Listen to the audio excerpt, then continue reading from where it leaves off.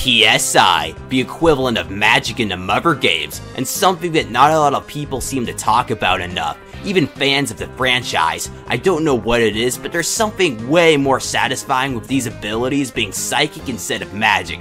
Maybe it makes them more realistic or more unique. I don't know, but it feels way better to say PK Fire Omega than to say Fire Free. Just like magic, however, there are PSI moves for attacking, healing, defending, teleporting, inflicting hell, and even sucking PP.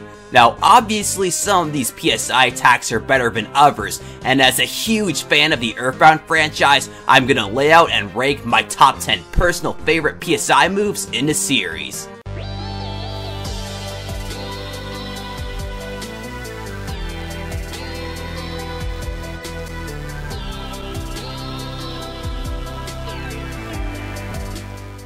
Number 10. 4th D Slip. Surprising, I know, but hear me out. For all of you out there who are unaware of what 4th D Slip is, it's just a move that lets you run away, but with a 100% chance success rate. I can hear everyone's confusion right now, and why I would choose a move that is pretty much just a runaway option.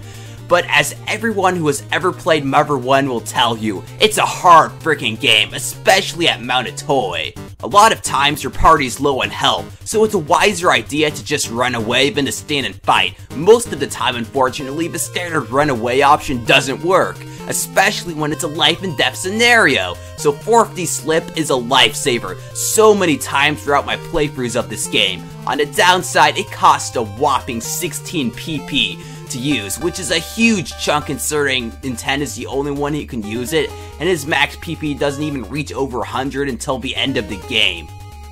At least most of the time, unless you grind excessively. It's also exclusive to only Mother 1, mostly because it's so much easier to run away in the later games. Still, at the end of the day, 4th D Slip is a godsend on Mount a Toy, so I just can't deny the spot on this list. Number 9. PK Flash, one of the only PSI moves that's a PSI move in the Smash games that is used by a user that can actually use it in the actual game.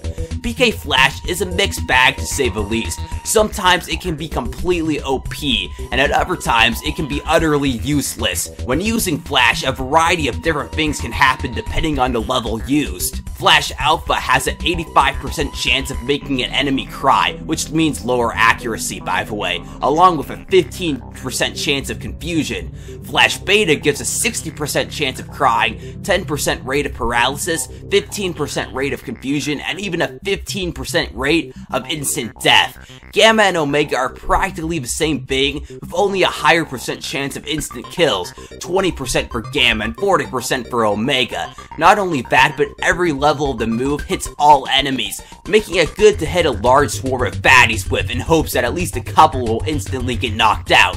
Heck, even certain bosses can be killed this way, although the chances are so slim it's not even worth trying. In Mother 3, there's only one level of Flash, which greatly simplifies things. Overall, it's a great move. I just love the instant deaths it causes. But speaking of which, number 8. PK Beam, another PSI attack that got the axe after the first installment. To put it simply, Beam is pretty much PK Freeze without the extra effects of freezing the enemy. The Alpha and Beta levels deal pure damage and take the place of Anna's normal attack because of how weak she is physically. Gamma, however, is an instant kill move, one that is extremely useful for challenging areas such as Mount a Toy, as long as Anna doesn't get killed before she can use it, that is. And then we have Omega, which just does a ton of damage to all enemies. Not as cool, but still useful nonetheless. It's too bad Beam was never in the other games. Was it too generic? Was it too similar to PK Freeze? Who knows, but it certainly won't be forgotten. Number 7. PK Ground, yet another OP move that makes a complete joke of bosses. PK Ground causes an earthquake with 5 hits to all enemies, with each hit chipping either 5 to 10% of a target's max HP, so in boss fights, there's a chance that you could chip up to 60% away of a boss's HP with only one PK Ground. Additionally, it causes those inflicted to fall over, and penetrates for shields and counters like they're not even there. Now I know everyone is asking, why the heck is it this higher on a list if it's so good?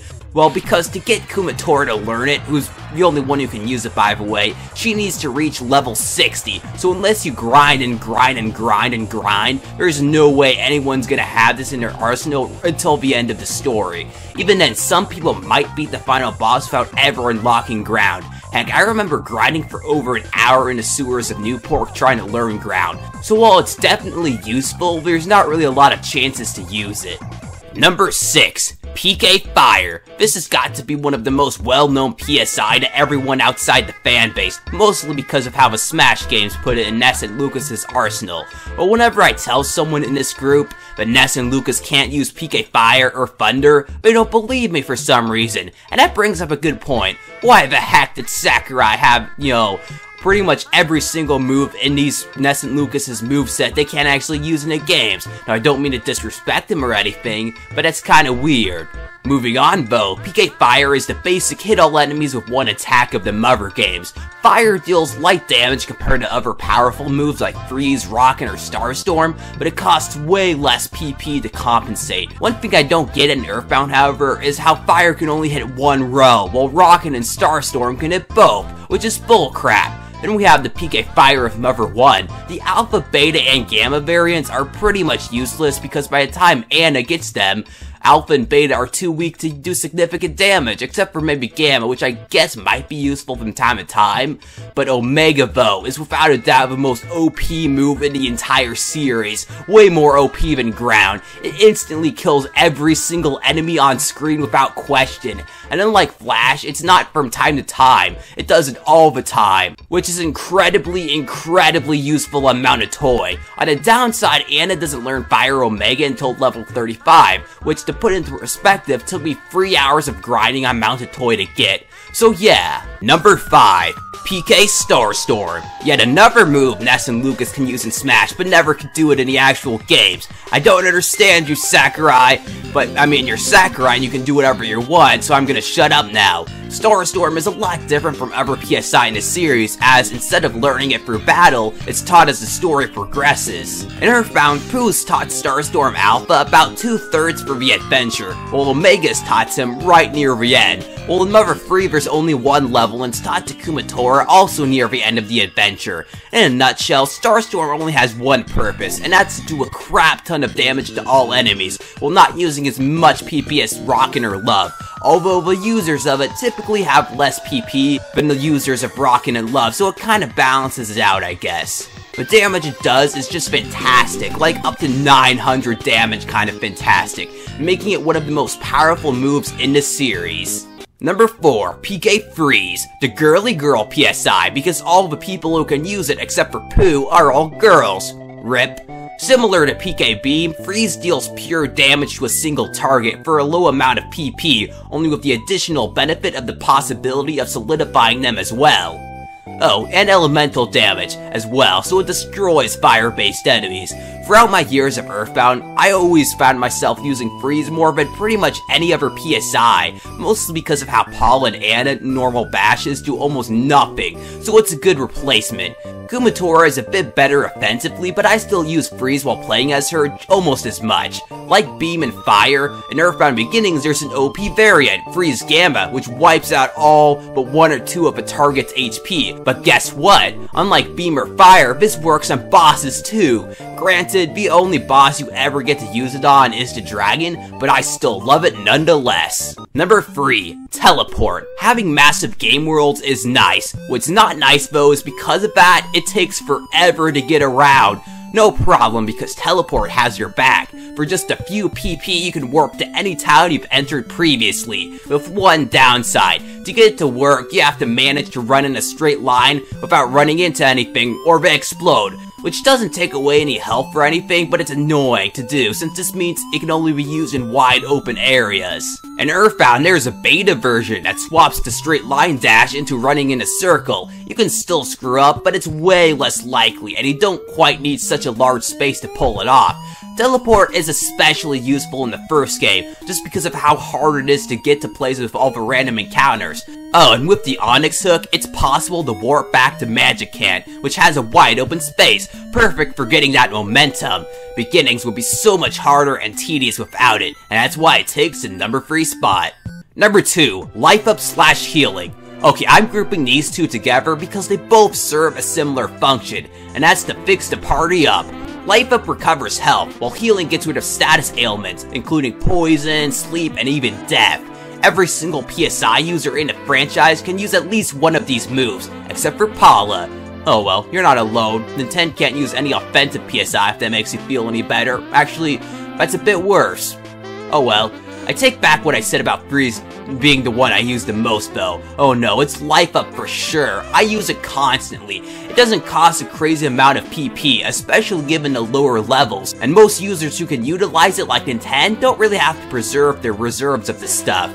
Life Up Alpha heals a little bit of health, Beta restores a lot of it, Gamma restores all of it, and Omega replenishes a lot of the entire party's health, except for in the original, it's Pi that does this, while Omega restores the entirety of the entire party's HP in one go. Healing goes in the same pattern. Alpha heals status ailments like sleeps and colds, Beta heals more severe ones like paralysis, Gamma can bring someone back to life with half health, and Omega is totally different in Earthbound and Mother 3. In the former, it brings someone back to life with full health, while in 3 it's Gamma but on the entire party. Oh, and in the original, each level of healing fixes a specific status condition, whether it be paralysis, sleep, poison, or stoning.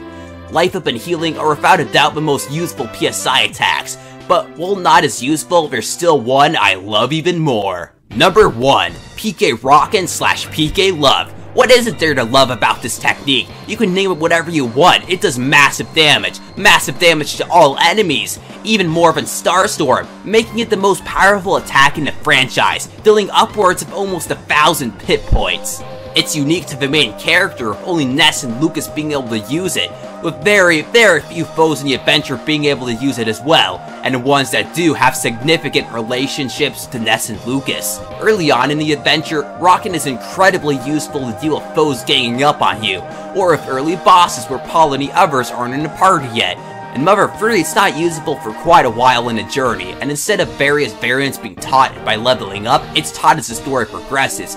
I really don't know what else to say, I just love using Rockin' and Love. They destroy everything, with the only downside being the high amount of PP they consume. But as I said earlier, by the end of these titles, Ness and Lucas have quite a bit of PP to spare, which mostly makes up for it. I don't understand how out of all the PSI, PK Rockin' and PK Love didn't make it into Smash. I mean, it'd be perfect for a final Smash, where Sakurai decided to go with Starstorm instead is something I'll ask myself every day for the rest of my life. Point is, Rockin' rocks. I love PK Love, and I hope you all have a good day.